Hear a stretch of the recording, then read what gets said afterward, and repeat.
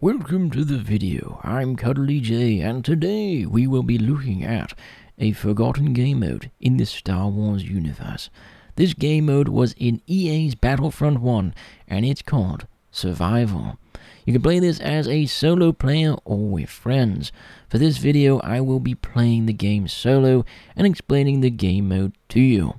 There are 6 total missions to be completed, with challenges of course. Challenges once completed give you credits which you can use to buy emotes and so forth in this version of the game. These survival maps are on Tatooine, Solace, Endor, Hoth, Ice Caves, and the Rebel Depot. All of these missions have an intro cutscene to set you up into the mission, and in each of these missions you will play as a rebel soldier solo or with friends, up to 4 players total in a rebel group, surviving against the waves of the Empire. There are 3 difficulties to choose from, such as easy, hard, and finally master. Now sadly for this game mode, you can't search for other players. You must invite your friends to your party before starting. It would have been nice if they had a matchmaking system in place for the survival missions, as I'm sure there are still a few who would like to enjoy this game mode with others. Now if you play the other difficulties on solo, it is a lot more difficult. I would say if you want a really good challenge, solo hard is very good, especially just to start off. Now, there are 15 waves on each survival mission to complete, and the harder the difficulty, the more enemies you will have, of course. I decided to do a test, and I found out on easy mode, the enemies are less accurate, they deal less damage, and they also have a lot of shots that don't actually count as a hit on your character. The red blaster laser will hit your character, but won't count towards any damage, which I found very interesting. It would basically just hit you and you'd move because you were hit by it, but it would do 0 damage. Now the harder difficulties, the enemies that you face are more accurate with their guns, they deal more damage, they coordinate better together, trying to group up onto you to kill you. Now if you are able to complete all 15 waves, you will of course get 1 additional cutscene with your escape. I personally enjoy these cutscenes at the start of the missions and at the end of the missions once you've of course survived your mission. I only wish they had added a cutscene or a few cutscenes into each mission if you don't survive. If you die in a mission at this moment and run out of lives, you actually just get the mission failed screen, which I feel like it just takes away from the game mode. Maybe instead of this, they could have created other cutscenes for the failings of the missions. For example, maybe the stormtroopers could be piling your bodies into a pile to burn on Endor. Maybe they could simply talk some rubbish about the rebels, or just a simple cutscene that shows the Empire looking epic as they just won their fight with you. I just feel like this would have been more immersive than having a mission failed screen. Now out of all of the maps that you can play on, the only one that seemed to have popping issues with the graphics was the Survival on Tatooine map. I actually forgot all about this issue on this specific map. For some reason, the popping of the items on the map was a huge issue for Battlefront 1, but Battlefront 2 from EA, they actually fixed this issue, and I've never personally experienced it on that specific game. Overall, it does take away from the map, sadly, and makes it one of my least favorite ones, if not the worst one in my opinion.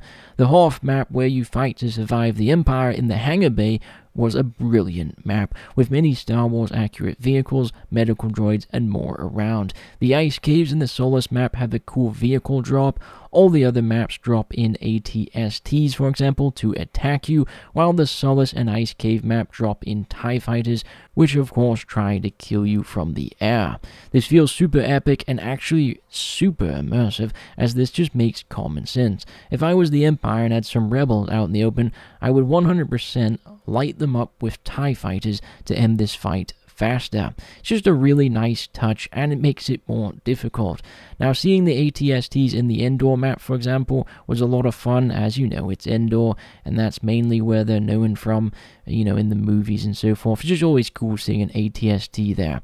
The Rebel Depot map, by the way, is the only map where vehicles were not used, which is also a fun touch to the mission, as it just adds a mission that doesn't have any vehicles, and you just need to worry about the good old-fashioned Empire troops. I will talk about the drop pods because it should be talked about. I really enjoy the mechanic of these. When the drop pods drop in at a random location, you have to, of course, approach the drop pod and simply capture it. Now, the Empire can actually go up to this drop pod and capture it for themselves, which means they basically plant some explosives on it, and then once they capture it, the entire drop pod explodes. I think this was a very cool way to do it, and it was also immersive and makes complete sense. So, well done to them here as well. Now, before ending this video, I thought I'd rate my maps in order from worst to best, and would love to hear your list in the comments below. Just know this is my own opinion, so hopefully yours is different. Or, hey, if it's the same, well done. The worst survival map, in my opinion, was the Tatooine, and this was purely due to the popping issues graphically, which I think just ruins the immersive part of the game and this specific map. So that was my number 6. For number 5, it has to be the Solace map, as I found it just not to be the most interesting map out of them all. It does have TIE fighters and the ATSTs, which definitely gives you a challenge to survive. You can also jump into laser turrets, which was pretty cool, but for the most part, you can only use these if you're lucky on an ATST and the TIE fighters, of course. Just not the best looking map or the most fun for me. For number 4, I have to choose the Endor map, as I do find it super immersive, but sadly not the most fun to play on compared to the other ones at the higher rank. It would have been really cool if we had Ewoks running around or just something else happening on the map. Like, imagine if there was just Ewoks running around and getting shot and they were doing absolutely nothing. That would have been pretty damn funny. For number 3, I will go with the Ice Caves, as I find it to be a very cool map. Personally, I think they outdid themselves on all the snow maps in this game, making them look really good graphically, which makes it feel more immersive. I enjoyed the TIE fighters on this map as well, and I enjoyed the outdoor area and insides of the cave, but I mainly just stayed outdoors for this specific map. I just feel like the ice maps on this game feel really cold, feel badass, and they're super immersive and just feel like they're right from the Star Wars universe. For the second one, I'll have to go to the Rebel Depot map, as it is very immersive as well for being a Rebel Depot area, and I enjoyed all the corridors, the design of the map, and even the outside area of the Rebel Depot. And, you know, of course, for my favorite map, it has to be, for me, the Hoth map. I really enjoy this one as it's on Hoth and has so many rebel vehicles in the hangar.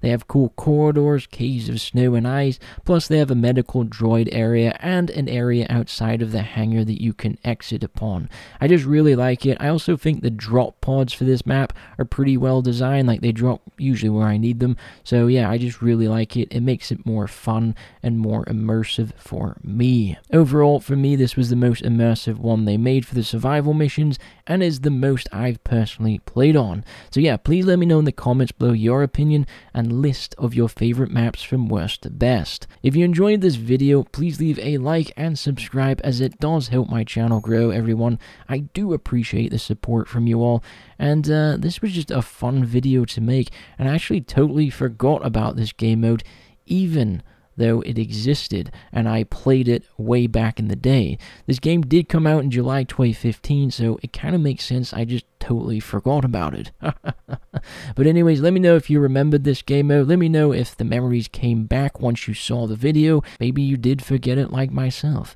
Anyways, cheerio everyone.